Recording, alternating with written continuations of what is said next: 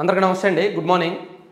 ఈనాడు, ఆంధ్రజ్యోతి, సాక్షి 3 పత్రికల్లో ఉన్న వార్తలు, వాటిలో అంశాలు, విశ్లేషణ అన్నీ కూడా మనం ఈ వీడియోలో డిస్కస్ చేద్దాం. ప్రతిరోజు ఉదయాన్నే 7:30 నుంచి 8 గంటల మధ్యలో, ఈ మధ్య లేట్ అవుతుందిరా, ఈ మధ్య 8కి రిలీజ్ చేస్తున్నాం. గతంలో 7:45, 7:35కి రిలీజ్ చేసేవాళ్ళం. సరే, మన ఛానల్ ఎట్టకేలకు నెమ్మదిగా ఒడిగా అడుగులు వేసుకుంటూ 2 లక్షల సబ్స్క్రైబర్స్కి రీచ్ అయ్యాం. 2 లక్షల సబ్స్క్రిప్షన్స్ మనకు వచ్చాయి. సో అందుకు ఈ 2 లక్షల మందికి కూడా పేరున ప్రతి ఒక్కళ్ళకి కూడా పేరున కృతజ్ఞతలు తెలియజేసుకుంటున్నాను. ఎందుకంటే ఒక యూట్యూబ్ ఛానల్ సబ్స్క్రైబ్ చేయాలి అంటే మనం చాలా ఆలోచిస్తాం. ఖచ్చితంగా నాకు తెలుసు ఆ విషయం. నాకు మొన్న బెంగళూరు మీటప్లో కూడా ఒక వ్యక్తి చెప్పారు, నేను 6 నెలలు మీ కంటెంట్ చూసిన తర్వాతే నేను సబ్స్క్రైబ్ చేసుకున్నాను అని. అలా కొంతమంది ఉంటారు. కొంతమంది 2-3 రోజులు అబ్జర్వ్ చేస్తారు. కొంతమంది 10 వీడియోలు అబ్జర్వ్ చేస్తారు. అలా చేసిన తర్వాతే సబ్స్క్రైబ్ చేస్తారు. అంటే సబ్స్క్రైబ్ చేయడానికి ఒక ఛానల్ని ఎంత ఆలోచిస్తారో నాకు తెలుసు. సో అలా 2 లక్షల మంది కూడా అంతగా ఆలోచించి సబ్స్క్రైబ్ చేసుకున్నారంటే నన్ను నమ్మారు. కాబట్టి మీ నమ్మకాన్ని ఎక్కడా వమ్ము చేయకుండా, మళ్ళీ వచ్చేది ఏ ప్రభుత్వమైనా, నెక్స్ట్ వచ్చేది ఏ ప్రభుత్వమైనా సరే మనం ఇలాగే అయితే ఇప్పుడు ఎక్కువగా పొలిటికల్ కంటెంట్ చేస్తున్నాము. నెక్స్ట్ ఎన్నికల తర్వాత ప్రజా సమస్యల మీద, రాష్ట్ర అభివృద్ధికి సంబంధించిన అంశాల మీద ఎక్కువగా వీడియోస్ చేస్తాం. సో ఇప్పుడు ఎలక్షన్ టైం కాబట్టి మ్యాక్సిమం పొలిటికల్ కంటెంటే ఇస్తున్నాం. కాకపోతే మనకు ఒక కార్యాచరణ ఉంది, ఒక యాక్షన్ ప్లాన్ ఉంది. అదంతా కూడా ఆఫ్టర్ ఎలక్షన్స్ మనం ఇంప్లిమెంట్ చేస్తాము. దానికి ఒక పేరు కూడా పెట్టి ఆ పేరు ప్రకారం మనందరం కూడా ఒక టీమ్గా వెళ్దాము. రాష్ట్రంలో ఉన్న యువతను దీనిలో ఇంక్లూడ్ చేస్తాను. అది నా ప్లానింగ్, అది మళ్ళీ చెప్తానులే. సో 2 లక్షల మందికి కూడా పేరున ధన్యవాదాలు చెప్తున్నాను. ఇక ఈనాడు బ్యానర్ వార్త వచ్చేస్తే, దురుద్దేశం ఎవరిది సిఎస్ గారు, వివాదాస్పద అధికారుల పేర్లు పంపడం సదుద్దేశమా? ఏం లేదు, నిన్న ఈనాడులో ఒక వార్త రాశారు, వీళ్ళ ఐపీఎస్లు అని. ఇదిగోండి, వీళ్ళ కొత్త ఐపీఎస్లు సగానికి పైగా వైకాపా విధేయులే, అధికార పార్టీ మెప్పు కోసం ప్రతిపక్షాలను అణిచేసిన చరిత్ర వారిది, అలాంటి వారిని ఏరుకోరి ప్రతిపాదించిన సిఎస్ జవహర్ రెడ్డి వైకాపాకు స్వామి భక్తి ప్రదర్శించడంలో ఏమాత్రం తగ్గని వైనం అని నిన్న ఈనాడులో వార్త రాశారు కదా. దాని మీద దానికి కౌంటర్గా సిఎస్ జవహర్ రెడ్డి గారు ఈనాడికి ఒక ప్రెస్ నోట్ పంపించారు. ఈనాడికే కాదు, మొత్తం అందరికీ కూడా ఒక ఖండన పంపించారు. ఆ ఖండనను ఈనాడు బ్యానర్ వార్తగా, అంటే ఇక్కడ ఏదైతే ఉందో ఆ బ్యానర్ వార్తగా వేయాలి, లేకపోతే చట్ట ప్రకారం చర్యలు తీసుకుంటాము, కోర్టులో పరువు నష్టం దావా వేస్తాము అలా అని సిఎస్ జవహర్ రెడ్డి గారితో పాటు ఐపీఎస్ అధికారుల సంఘం కూడా నిన్న ఒక ప్రెస్ నోట్ రిలీజ్ చేశారనమాట. సో దానిలో ఈనాడు కథనాన్ని పూర్తిగా అసత్య కథనం, పూర్తిగా తప్పుడు ఆరోపణలు, ఆ కథనం ప్రజలను తప్పుదోవ పట్టిస్తున్నారు, దురుద్దేశపూర్వకంగా అటువంటి వార్తలు రాస్తున్నారు అని ఈనాడిని విమర్శించారు ఆ ఖండనలో భాగంగా. సో ఆ ఖండనకు కౌంటర్ ఇస్తూ ఈనాడు మళ్ళీ ఒక వార్త రాసింది, దురుద్దేశం ఎవరిది సిఎస్ గారు అని. మేం చేసేది చేసేస్తాం, మా ఇష్టానుసారం ప్రవర్తిస్తాం, అధికార పార్టీకి కొమ్ము కాస్తాం, అయినా మీరెవరు మమ్మల్ని ప్రశ్నించడానికి అన్నట్టు ఉంది రాష్ట్ర ప్రభుత్వ ప్రధాన కార్యదర్శి కెఎస్ జవహర్ రెడ్డి తీరు. తాజాగా ఎన్నికల సంఘం బదిలీ చేసిన కొన్ని జిల్లాల ఎస్పీల స్థానంలో మళ్ళీ వివాదాస్పద అధికారుల పేర్లను సిఎస్ ప్రతిపాదించడం, వారిని జిల్లా ఎస్పీలుగా ఈసీ నియమించడంపై శుక్రవారం ఈనాడులో వీళ్ళ కొత్త ఎస్పీలు శీర్షికన వచ్చిన కథనంపై సిఎస్ ఉలిక్కిపడ్డారు. దాన్ని ఖండిస్తూ సుదీర్ఘ వివరణ ఇస్తూ శుక్రవారం లేఖ విడుదల చేశారు. అలాంటి కథనాల వల్ల అధికారుల్లో విశ్వాసం సన్నగిల్లుతుందని, నైతిక స్థైర్యం దెబ్బతింటుందని, ప్రజాస్వామ్య వ్యవస్థకే అది ప్రమాదమని తెగ బాధపడిపోయారు. ఈనాడు కథనానికి దురుద్దేశాలను ఆపాదించేందుకు ప్రయత్నించారు. పైగా ఎన్నికల సంఘం నిర్ణయాన్ని ఎలా ప్రశ్నిస్తారంటూ పసలేని వాదనను తెరపైకి తెచ్చారు. సిఎస్ విడుదల చేసిన ఆ లేఖను లోతుగా పరిశీలిస్తే ఆయన వాదనలోని డొల్లతనం బయటపడుతుంది అని సిఎస్ గారు ఏం చెప్పారు, వాస్తవానికి ఏం జరిగింది, ఈనాడు ఏం రాసింది అనేది మొత్తం రాసుకొచ్చారనమాట. సో అంటే ఒక రకంగా ఐపీఎస్ అధికారుల సంఘం వర్సెస్ ఈనాడు, సిఎస్ జవహర్ రెడ్డి గారు అంటే ప్రభుత్వం వర్సెస్ ఈనాడు. సిఎస్ జవహర్ రెడ్డి గారు మీన్స్ ప్రభుత్వమే వర్సెస్ ఈనాడు అనేటట్టు ఒక పెద్ద వార్ తెరలేపింది. దీన్ని సాక్షిలో రాశారు, చాలా స్ట్రాంగ్గా మసాలాతో రాశారు. చంద్రబాబు కోసం బరితెగించొద్దు, పచ్చ మందకు ఐఏఎస్ ఐపీఎస్ అధికారుల సంఘం వార్నింగ్. ఈనాడు, ఆంధ్రజ్యోతి హద్దులు మీరుతున్నాయి. ఆ పార్టీ నేతలు నోటికొచ్చినట్లు వాగుతున్నారు. దాన్ని తీవ్రంగా ఖండిస్తున్నాం. ఈసీకి ఇప్పటికే ఫిర్యాదు చేశాం. అందరిపైన చట్ట ప్రకారం చర్యలు తీసుకుంటాం. వీళ్ళ ఐపీఎస్ల కథనంపై మండిపడ్డ చీఫ్ సెక్రటరీ పరువు నష్ట చర్యలు తీసుకుంటామని స్పష్టీకరణ. తన కౌంటర్ను ఈనాడు బ్యానర్గా వేయాలని డిమాండ్. ఎల్లో మీడియా అడ్డగోలు కథనాలపై ఐఏఎస్ ఐపీఎస్ల అసంతృప్తి. ఒక వర్గానికి కొమ్ము కాస్తారా పౌర సంఘాల ధ్వజం. రామోజీ పచ్చ మీడియా రాతలపై ఈసీ ప్రెస్ కౌన్సిల్కు ఫిర్యాదు. ఈసీ నియామకాలపైన ఎందుకు అక్కసు. ఎస్పీలను ఈసీ బదిలీ చేస్తే ఆహా ఓహో అని పొగడ్తలు. అదే ఈసీ కొత్త ఎస్పీలను నియమిస్తే మాత్రం దుష్ప్రచారం. ఇది ఈసీ రాజ్యాంగబద్ధ సంస్థ, రామోజీ జేబు సంస్థ కాదు. ఒక్కో పోస్టుకు 3 పేర్లతో జాబితా పంపిన సీఎస్ ఆ జాబితాను పరిశీలించి ఎస్పీలను నియమించిన ఈసీ అని సాక్షిలో చాలా స్ట్రాంగ్గా ఈనాడు కథనానికి వీళ్ళు ఏ విధంగా స్పందించారు అనేది చాలా గట్టిగా రాశారు. ఇక్కడ నేను ఒక మాట చెప్పదలుచుకున్నా.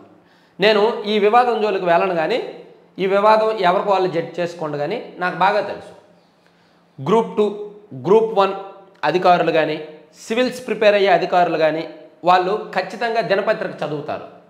ఇంగ్లీష్ దినపత్రిక చదువుతారు, వీలైతే హిందీ దినపత్రిక చదువుతారు, అలాగే తెలుగు దినపత్రిక కూడా చదువుతారు. తెలుగు దినపత్రికల్లో వాళ్ళు ఎంచుకునే ఫస్ట్ ఆప్షన్ ఈనాడే. ఈనాడు తప్ప ఇంకో పేపర్ చదవరు. ఖచ్చితంగా వాళ్ళు సివిల్ సర్వీసెస్ అధికారులు అయ్యారు అంటే అందులో ఈనాడు పాత్ర ఖచ్చితంగా ఉంటుంది. వాళ్ళు గుండె మీద చేసుకుంటే అది నిజం చెప్తారు. నేను చాలామంది ఐఏఎస్ ఐపీఎస్లతో మాట్లాడాను. నేను 2-3 జిల్లాల్లో పనిచేసే సందర్భంలో వాళ్ళతో మాట్లాడుతున్నప్పుడు ఈనాడు అంటే ప్రత్యేకమైన గౌరవంగా చూసేవాళ్ళు, ఈనాడు రిపోర్టరు అంటే. ఎందుకంటే వాళ్ళకి ఈనాడు మీద అది ఉంటుంది, ఆ అభిమానం ఉంటుంది. ఎందుకంటే వాళ్ళు సివిల్స్ ప్రిపేర్ అవుతున్నప్పుడు ఈనాడు పేపర్లో ఎడిటోరియల్ పేజీ అండ్ కొన్ని వార్తలను, అంతర్జాతీయ, బిజినెస్, స్పోర్ట్స్, ఇలా రకరకాల వార్తలను కరెంట్ అఫైర్స్గా నోట్ చేసుకొని దాన్ని ప్రిపేర్ అయ్యేవాళ్ళు. గ్రూప్ 2, గ్రూప్ 1 డిఎస్సికి ప్రిపేర్ అవుతున్న వాళ్ళు, బ్యాంకింగ్ ఎగ్జామ్స్కి దీనికి ప్రిపేర్ అవుతున్న ప్రతి ఒక్కరు కూడా ఈవెన్ స్టిల్ ఇప్పటికీ చేసేది అదే. ఇంగ్లీష్ అయితే హిందూ చదువుతారు లేదా టైమ్స్ ఆఫ్ ఇండియా చదువుతారు. హిందీ అయితే దైనిక్ జాగరణ్ లేదా దైనిక్ భాస్కరన్ అవి చదువుతారు. తెలుగు అయితే ఈనాడు చదువుతారు. కాబట్టి వాళ్ళకి మనసులో అభిమానం ఉంటుంది. మనసులో అరే ఈనాడిని చదివే మనం ఈ స్థాయికి వచ్చాం కదా అనే అభిమానం ఏదో మూల ఉంటుంది. కానీ ఐపీఎస్ అధికారుల తర్వాత ఎంతో కొంత ఒత్తిళ్ళు ఉంటాయిగా, రాజకీయపరమైన ఒత్తిళ్ళు, పార్టీపరమైన ఒత్తిళ్ళు, ప్రభుత్వపరమైన ఒత్తిళ్ళు ఉంటాయిగా. దానికి తలొగ్గి ఇటువంటి ఖండంలో అవి ఇవి ఇవ్వాల్సి ఉంటుంది అన్నమాట. సో అంతకుమించి ఇంకేమీ కాదు అని నేను అనుకుంటున్నా. మీరేమంటారు అనేది కూడా కామెంట్ చేయండి.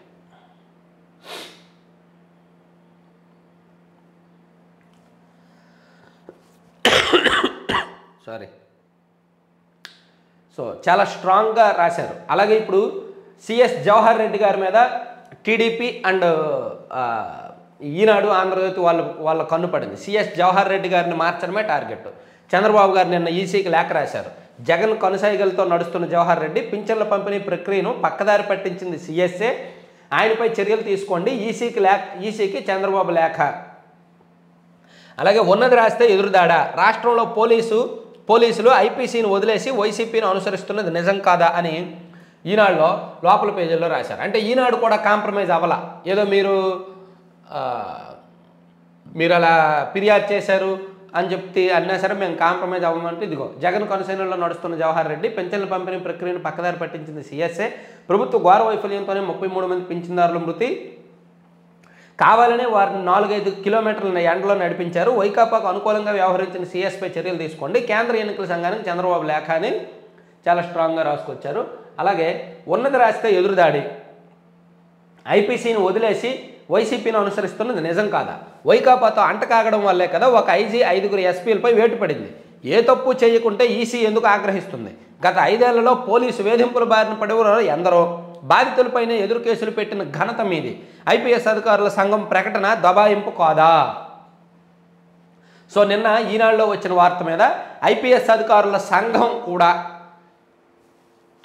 ఈనాడు కౌంటర్ ఇచ్చారు. ఈనాడుకి సో దానికి ఈనాడు మళ్ళీ రాసింది, పలువురు ఐపీఎస్ అధికారులపై నిరాధార అసత్య ఆరోపణలతో కథనాలు ప్రచురించారు అని ఐపీఎస్ అధికారుల సంఘం అధ్యక్షుడు కాంతి రాణా గారు చెప్తే, ఈనాడులో కౌంటరు, అసలు ఈనాడు రాసిన ఏ కథనం ఎలా నిరాధారమో చెప్పకుండానే అవి అసత్య ఆరోపణలు మీరు ఎలా నిర్ధారించేస్తారు? మీరేమైనా వాటిపై విచారణ జరిపించారా? లేదంటే వైకాపాతో అంటకాగుతున్న కొందరు అధికారుల తరపున మీరు వకాలు తప్పుచ్చుకున్నారా? అసలు ఏ ప్రాతిపదికన అవి నిరాధారమని మీరు తేల్చేస్తారు?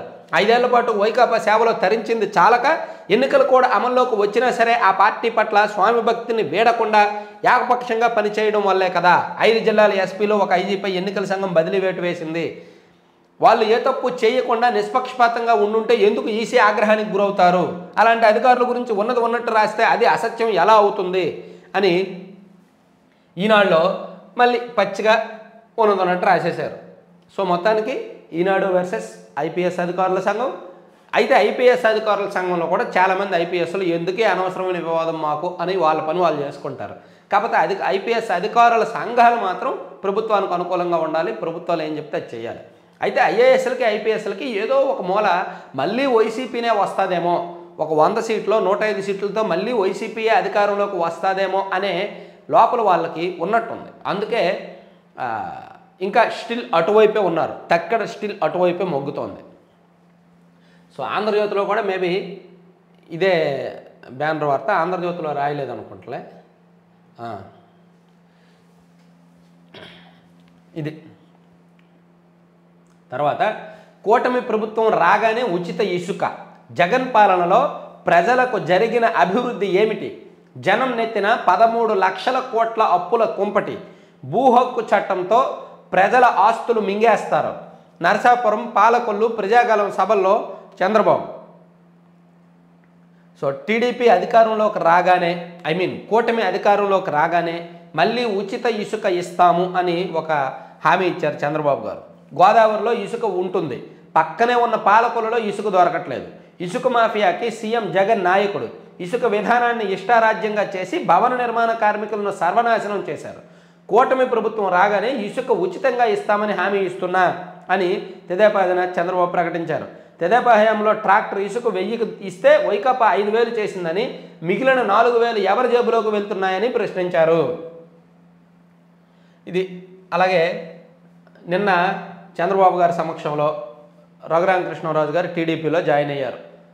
తెదేపా గుట్టుకు రఘురామ, ఆయన సేవలు ఎలా ఉపయోగించుకోవాలో తెలుసు తెదేపా అధినేత చంద్రబాబు నాయుడు అని నిన్న పాలకొల్లులో జరిగింది. అలాగే ముఖ్యమంత్రి రాజీనామా చేయాల్సిందే. సో పింఛనుదారులు 33 మంది చనిపోయారు కదా, పింఛను తీసుకోవడానికి సచివాలయాలకు వెళ్తూ ఎండ తాళలేక. సో ఆ మరణానికి కారణం ముఖ్యమంత్రి గారే. సో ఆయన ముఖ్యమంత్రి పదవికి రాజీనామా చేయాలి అని చెప్పి నిన్న చంద్రబాబు నాయుడు గారు చాలా స్ట్రాంగ్గా ప్రెస్ మీట్ పెట్టారనమాట. సో పింఛన్ల పంపిణీపై నేను ప్రధాన కార్యదర్శికి ఎన్నికల కమిషనర్కు ఫోన్ చేసి చెప్పాను.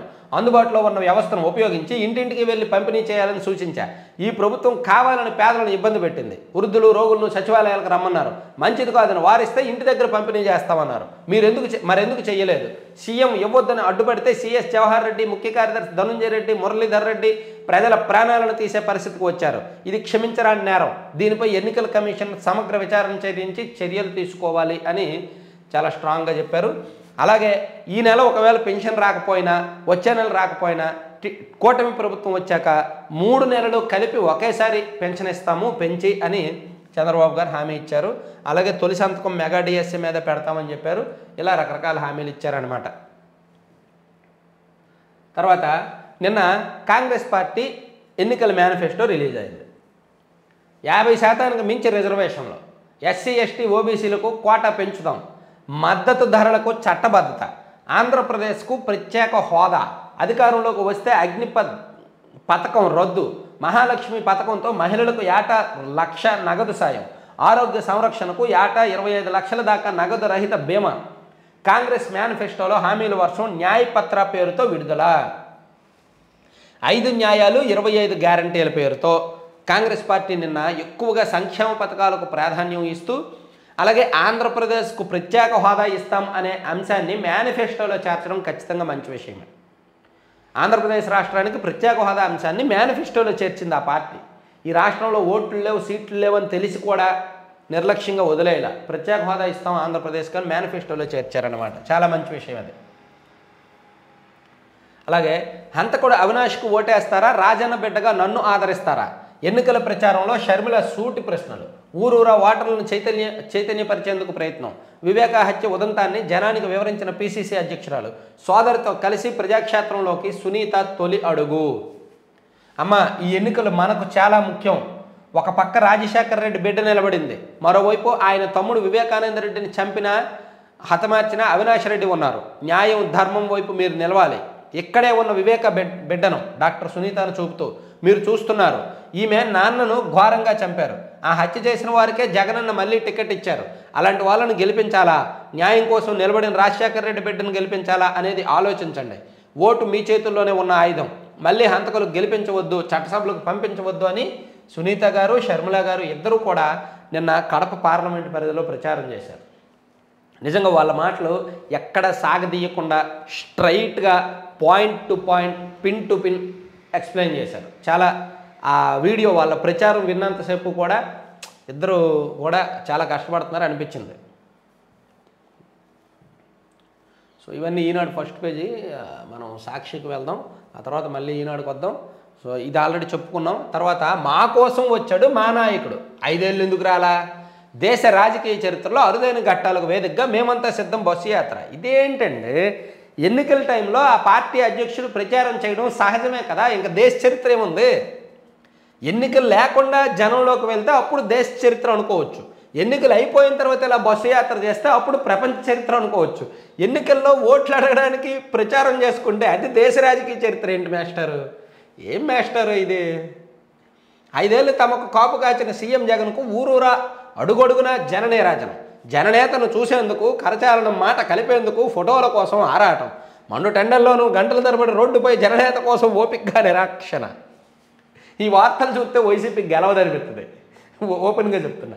మామూలుగా అయితే ఏమో వైసీపీ గెలుస్తుందేమో, మళ్ళీ గవర్నమెంట్ వస్తుందేమో అనిపిస్తుంది, కానీ ఈ వార్తలు చూస్తే గెలవదేమో అనిపిస్తుంది. ఇటువంటి వార్తలే ఆ పార్టీకి మైనస్. మరీ అతిశయోక్తులు. జననేతను చూసేందుకు, కరచాలనం చేసేందుకు, మాట కలిపేందుకు ఫోటోల కోసం జనం ఆరాటపడుతున్నారంట. అంటే జనానికి ఒక అందని బొమ్మగా తయారైపోయారా ముఖ్యమంత్రి గారు?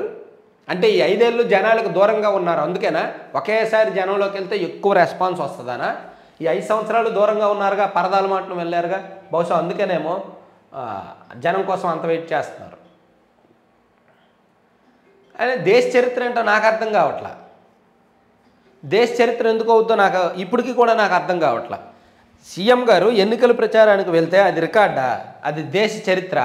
ఎలా అవుద్ది అసలు? అసలు అది లాజిక్కేనా? పోనీ ఏమన్నా జనం బీభత్సంగా కుమ్మేస్తున్నారా? ఒక రాజకీయ నాయకుడు ఎన్నికల ప్రచారానికి వెళ్తే ఏ విధంగా దేశ రాజకీయ చరిత్ర అవుద్దో నాకైతే అర్థం కావట్లా. సరే, ఎవరికైనా అర్థమైతే చెప్పండి. చంటి బిడ్డలను చంకన వేసుకొని బస్సు వెంట పరుగులు తీస్తున్న తల్లులంట. ఏదో ఒక్క వీడియో చూపించు. ఇంకా నయం, క్యాప్లు పెట్టుకొని ఫ్యాంట్లు వేసుకుంటూ పరుగు పెడుతున్న యువత, జారిపోతున్న లుంగీలు కట్టుకుంటూ పరుగులు పెడుతున్న మధ్య వయస్కులని రాయల.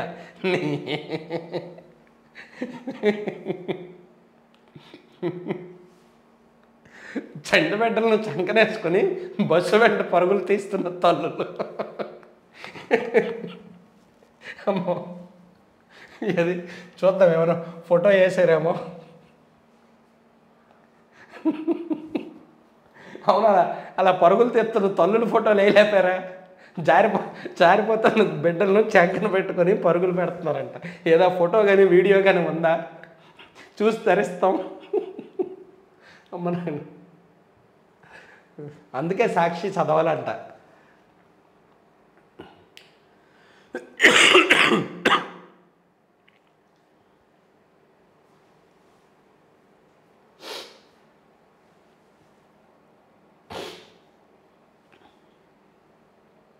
కిలోమీటర్ పరిధిలోనే 5-6 సార్లు బస్సు దిగి ఆత్మీయంగా పలకరిస్తున్న సీఎం జగన్. షెడ్యూలు సమయం కంటే 2-3 గంటలు ఆలస్యంగా సాగుతున్న యాత్ర. మధ్యాహ్న భోజనం చేయకుండా ఉదయం 9 నుంచి 11 గంటల వరకు ప్రజలతో మమేకం. అర్ధరాత్రి అయిన ఆత్మీయ నేత కోసం ఉప్పొంగుతున్న జనసంద్రం. మొత్తానికి సొంత పత్రిక అండి. సొంత పత్రిక ఉంటే చూసారు ఎన్ని బెనిఫిట్స్. అంత అతిశయోక్తులు ఏ నాయకుడి మీద అయినా, దేశంలో ఏ రాజకీయ నాయకుడి కోసమైనా సరే, ఏ రాజకీయ నాయకుడి మీద అయినా సరే అంత అతిశయోక్తులు వస్తాయా? అంత కామెడీగా వస్తాయా? చంటబెట్టిన శంకలో పెట్టుకొని తల్లులు పరిగెడుతున్నారంటే మామూలు లైన్ కాదు బాబోయ్. ఆ వార్త రాసింది ఎవరో కానీ మహానుభావుడు అండి. అమ్మ ఖచ్చితంగా అతనికి అవార్డు ఇవ్వాల్సిందే. సో ఓకే, అది అయిపోయింది. తర్వాత వీళ్ళ అభ్యర్థులు రోజు రోజుకు బలహీనపడుతున్న తెలుగుదేశం. అవును, మరోపక్క సీఎం జగన్ బస్సు యాత్ర మరింత కుదేలు. అసలే బస్సు యాత్రలో చంటిబిడ్డలను చంకనేసుకుని తల్లు వచ్చేస్తున్నారా? ఎంత హంగామా చేసినా పార్టీ గ్రాఫ్ పెరగడం లేదని టీడీపీలో ఆందోళన. పొత్తు ఖరారయ్యాక మరింత బలహీనపడ్డామంటున్న ఆ పార్టీ నేతలు. 10% అభ్యర్థులనైనా మారుద్దామని నిర్ణయం. 20 మందికి పైగా తెలుగుదేశం అభ్యర్థుల మార్పుపై కసరత్తు. బీజేపీ జనసేనకి ఇచ్చిన కొన్ని సీట్లలోనూ మార్పునకు అవకాశం. 20 మందికి పైగా కాదు, కానీ నాకున్న స్ట్రాంగ్ ఇన్ఫర్మేషన్ ప్రకారం ఒక 6గురిని అయితే ఖచ్చితంగా మారుస్తారు అని నేను అనుకుంటున్నా. ఒక 6గురిని అయితే ఒకసారి అభ్యర్థిగా ఇచ్చిన తర్వాత మార్చడం కరెక్ట్ కాదేమో అని చంద్రబాబు గారు ఈ మధ్య ఆయన్ను కలిసిన నాయకులకు చెప్తున్నారంట. ఒకసారి అభ్యర్థిత్వం ఇచ్చిన తర్వాత మార్చడం కరెక్ట్ కాదు, అందుకే నేను ఆలోచిస్తున్నా. వాళ్ళకి ఇచ్చి తప్పు చేశామని తెలుసు, కానీ మార్చడం కరెక్ట్ కాదేమో అని ఆలోచిస్తున్నా అని అంటున్నారంట. చూడాలి. 61.37 లక్షల మందికి 1847.85 కోట్లు పింఛన్ల పంపిణీ. 93% 42% పింఛన్ల పంపిణీ పూర్తి. చిత్తూరు, ఏలూరు, విశాఖ జిల్లాల్లో 95%కి పైగా పింఛన్ల పంపిణీ పూర్తి. నేడు కొనసాగనున్న పంపిణీ. మంచిది. ఏది ఇంకా వార్తలేవి? మా సాక్షిలో ఇంకా వార్తలేవి. ఇంకా నెక్స్ట్ పేజీకి వెళ్దాం. నాకు ఎంత ఇష్టమైన పత్రిక ఇది.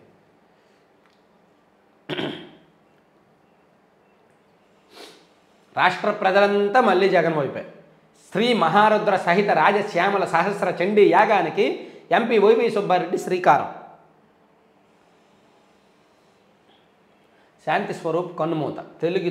తొలి తెలుగు న్యూస్ రీడర్గా ప్రఖ్యాతి. నిజానికి నేను ఆ వార్త ఫస్టే చెప్పాల్సింది, మర్చిపోయాను. శాంతి స్వరూప్ గారు, నేను 7th క్లాసు 8th క్లాస్లో ఉన్నప్పుడు కూడా దూరదర్శన్లో ఆ వార్తలు ఎక్కువ వినేవాళ్ళం.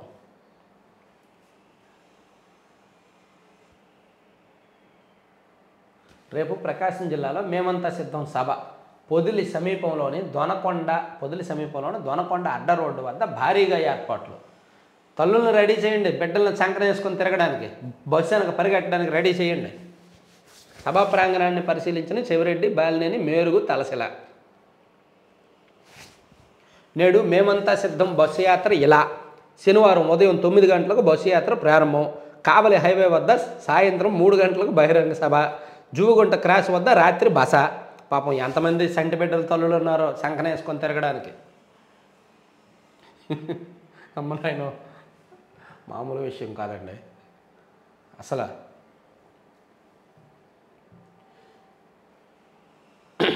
చుక్కాని లేని జనసేనని టంకశాల అశోక్ గారు రాశారంట. ఇది ప్రత్యామ్నాయం. ఓకే, ఇవన్నీ సాక్షి వార్తలు. ఆంధ్రజ్యోతిలో చూద్దాం. ఆంధ్రజ్యోతిలో అవతాతలపై ఎవరికి ప్రేమ, జగన్వి కోతలు, బాబువి చేతలు. గతంలో లబ్ధిదారులందరికీ అమలు. 5 ఏళ్లలో 200 నుంచి 5,000 వరకు పెన్షన్ల పెంపు. కొత్తగా 19 లక్షలకు పైగా మంజూరు. జగన్ వచ్చాక కొత్తగా 12 లక్షల లోపే, అది పాత వాటిని తొలగించి మంజూరు. రకరకాల నిబంధనల పేరిట 6 లక్షల పెన్షన్లు కట్. 3,000 పెంపుపై విడతల వారీగా డ్రామా. ఇప్పుడు పెన్షన్ల పంపిణీపై కహానీలు. బాధ్యత తనది కాదన్నట్టు సీఎం వైఖరి. బస్సు యాత్రలో పచ్చి అబద్ధాలు. వాలంటీర్లపైనే మొదటి సంతకం చేస్తారట. జగన్ దృష్టిలో వారు ఉన్నట్ట లేనట్ట? అదే నాకు అర్థం కావట్లే. ఆల్రెడీ వాలంటీర్లు ఉన్నారు రాష్ట్రంలో, వాళ్ళ గురించి మళ్ళీ ఫస్ట్ సంతకం ఏంటో చేయడం. ఆ రియాలిటీ షోలో భాగంగా మన మైండ్లు పాడైపోతాయి. ఇంకో 2-3 నెలలు ఈ పత్రికలు చదివితే. నేను కొంత గ్యాప్ ఇద్దాం అనుకుంటున్నా ఈ న్యూస్ చదవడానికి మొత్తానికి. అమ్మో, ఆల్రెడీ వాలంటీర్లు ఉన్నారు, మళ్ళీ వాళ్ళ గురించి ఫస్ట్ సంతకం చేయడం ఏంటండి? ఫస్ట్ సంతకం రైతుల కోసమో, మహిళల కోసమో, రాష్ట్రం కోసమో చేయకుండా వాలంటీర్ల కోసం చేయడం ఏంటి? సరే, ఎవరిష్టం వాళ్ళది. అసలే చంటి బిడ్డలను సంకన వేసుకొని తల్లులు తిరుగుతున్నారాయే ఆ బస్సు అనక. చంద్రబాబు 5 ఏళ్ల పాలనలో 19 లక్షలకు పైగా కొత్త పెన్షన్లు మంజూరు చేయగా జగన్ ప్రభుత్వంలో ఇదిగో నేను ఇప్పుడు చెప్పినవన్నీ కామెడీ, ఇవెవరు కూడా కట్ చేసి వైరల్ చేయొద్దు. జగన్ ప్రభుత్వంలో ఇప్పటి వరకు 12 లక్షల పెన్షన్లు కూడా కొత్తగా మంజూరు చేయలేదు. పైగా రకరకాల నిబంధనలతో పాత పెన్షన్లు కత్తిరవేశారు. చంద్రబాబు హయాంలో రాష్ట్ర వ్యాప్తంగా 54.06 లక్షల పెన్షన్లు ఉండేవి. అయితే చంద్రబాబు 39 లక్షల పెన్షన్లు మాత్రమే ఇచ్చారని, తాము 66 లక్షలకు తీసుకెళ్లామని జగన్ పదే అబద్ధాలు చెప్తున్నారు. సరే, అది అవాతాతలపై ఎవరికి ప్రేమనేది ఇచ్చారు. తర్వాత జగన్ నువ్వు నాయకుడివేనా? బాబాయిని చంపిన వారికి సీట్ ఇస్తావా? అవినాష్ని ఎందుకు కాపాడుతున్నావు? న్యాయం ధర్మం ఎక్కడున్నాయి? ఈ ఘోరాన్ని ఆపడానికే ఎంపీగా నిలబడ్డా. హత్యా రాజకీయాలు చేసే అవినాష్ను కాపాడే జగన్ను ఓడించండి. షర్మిల కడప ఎంపీ సీటు కోసమే వివేక హత్య. షర్మిలకు ఇవ్వాలని కోరితే అవినాష్ వద్దన్నాడు. వివేకాన్ని హత్య చేయించాడు. సునీత బస్సు యాత్రలో అన్నపై విరుచుకుపడ్డ చెల్లెళ్ళు. మొత్తానికి ఇద్దరు చెల్లెళ్ళు కూడా అన్న మీద విరుచుకుపడ్డారనమాట. అది మనం చెప్పుకున్నాం. తర్వాత ఏప్రిల్ నుంచే 4000 పెన్షన్. ఏప్రిల్ మే జూన్ పెన్షన్కు 1000 అదనం. అది 3 నెలలది కలిపి జూలైలో ఇంటికే. అవ్వాతాతలకు చంద్రబాబు కీలక హామీ. పెన్షనర్లను బలిగొన్న జగన్ రాజీనామా చెయ్యి. శవ రాజకీయానికి కుట్ర, ఇంటికే పంపిణీ వద్దని ఈసీ చెప్పలేదే, అడ్డుకున్నానని నాపై నెపమా? ఇంత రాజకీయం దుర్మార్గం ఉంటుందా? యువతకు జాబ్ రావాలంటే ఎన్డీఏ, గంజాయి కావాలంటే జగన్. నిరుపేదలకు 2 సెంట్లు ఇంటి స్థలం, ఇంటి నిర్మాణం చేసిస్తాం. నరసాపురం పాలకొల్లు ప్రజాగలం సభల్లో చంద్రబాబు. సో చంద్రబాబు గారు మీ వెంట ఎవరు కూడా అలా పరిగెట్టలేదా? చంటి బిడ్డలను చంకనేసుకొని చంద్రబాబు గారు అంటే ఎవరు పరిగెట్టలేదా? అంటే అంత అభిమానం లేదేమో. ఇదిగో మరి వీళ్ళందరిలో ఎవరూ లేరేమో. ఇంతమంది జనం వచ్చారు. సాక్షిలో ఒకటి అబ్జర్వ్ చేశారా? జనం బీభత్సంగా వచ్చిన ఫోటో, జనసందోహంలో ఓ భాగం అనే ఫోటో వేయలేదేంటి? ఇదిగో చిన్న ఫోటో ఒకటేశారు కదా. ఆయన బస్సు యాత్ర జనసందోహంలో ఓ భాగం ఫోటో ఎందుకు వేయలేదు? నిజంగా అంతమంది జనం వస్తే ఆ డౌట్ ఎందుకో నాకు కొడుతుంది. మీకేమైనా డౌట్ వస్తుందా? నిజంగా అంతమంది జనం వస్తే జనసందోహంలో ఓ భాగం లేదా ఓ అరభాగం లేదా ఓ పావు భాగం అని ఫోటో వేయొచ్చుగా. ప్రస్తుతానికి ఓ భాగం అని వేస్తున్నారు, కొన్నాళ్ళు అయ్యాక అరభాగం అని వేస్తారు. తర్వాత వాలంటీర్ల కార్యకర్తల తీరు మార్చుకొని వైసీపీ నేతలు మార్చుకోరులే. తర్వాత ఏపీకి ప్రత్యేక హోదా, పాంచనీయ 25 గ్యారంటీస్ చెప్పుకున్నాం. తర్వాత ఒకవైపే సీఎస్ చూపు. తెలంగాణకు వెళ్లేందుకు 2000 మంది ఉద్యోగులు సీఎస్ సంతకం కోసం ఎదురుచూపులు. వారిని కాదని సంతకాల దొంగకు ఏర్పాట్లు. ఆ మధ్య సీఎంఓలో డిజిటల్ సంతకాలను స్కామ్ చేసి ఒక ఆయన అరెస్ట్ అయ్యాడు చూడండి. స్కామ్ చేసి ఆయన బెయిల్ నుంచి బయటకు రాగానే ఆయన పూర్తిగా పర్మనెంట్గా తెలంగాణకు పంపించేయడానికి ఏర్పాట్లు చేస్తున్నారు. అంటే కొత్త ప్రభుత్వం వస్తే అతని మీద చర్యలు తీసుకుంటారేమోనని అలా చేస్తున్నారంట. అది రాశారు.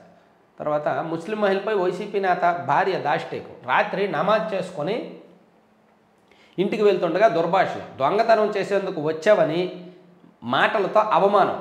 మహిళ కుమారుడిపై చెప్పుతో దాడి. నేత ఇంటిని చుట్టుముట్టిన ముస్లింలు. వైకాపా నేత శ్రీనివాసరెడ్డి అరెస్టు. నంద్యాల జిల్లా నందికొట్కూరులో ఘటన. మన సిద్ధార్థరెడ్డి గారు అనుచరులు అనుకుంటా.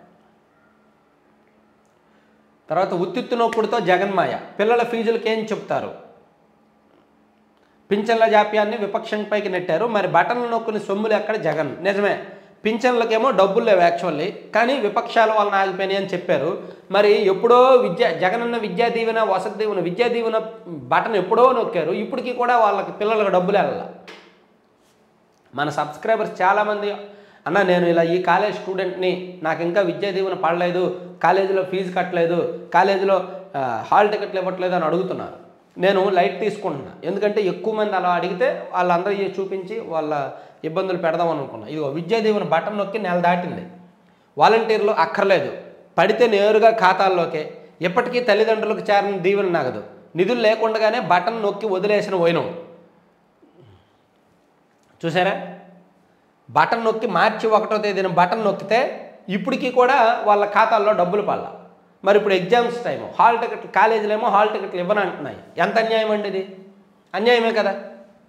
పెన్షన్లు ఏమో విపక్షాల వలన ఆగిపోయినాయి అని చెప్పారు. మరి విద్యా దీవెన ఎవరి వలన ఆగిపోయింది? అలాగే రైతన్నతోనూ రాజకీయమే.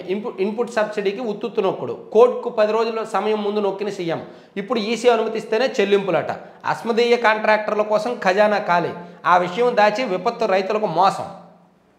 ఎన్నికలకు కోడ్కు ముందు కాంట్రాక్టర్లకు బిల్లులు ఇచ్చేశారు. ఆ కాంట్రాక్టర్లో కూడా వాళ్ళు అనుకునే వాళ్ళకు బిల్లులు ఇచ్చారు.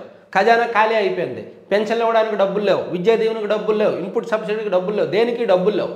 కానీ పెన్షన్ లాగిపోవడానికి వాళ్ళు కారణం, దీనికి వీళ్ళు కారణం అని చెప్పి సాకులు చెప్పి తప్పించుకుంటున్నారు. సో రాష్ట్రం రియాలిటీ షోలో ఉంటుంది అంటాను కదా, ఇదే ఇటువంటివే అబద్ధపు రాజకీయాలు, అది ఇదే అన్నమాట. సో అది చూశారు కదా పరిస్థితి ఆంధ్రజ్యోతిలో వార్తలు. ఇంకా ఈనాడులో కూడా మనం ఆల్మోస్ట్ లోపల పేజీ అన్నీ చెప్పుకున్నాంలే. ఇంకా ఏమైనా ఉంటే నెక్స్ట్ వీడియోస్లో చూద్దాం. Thank you.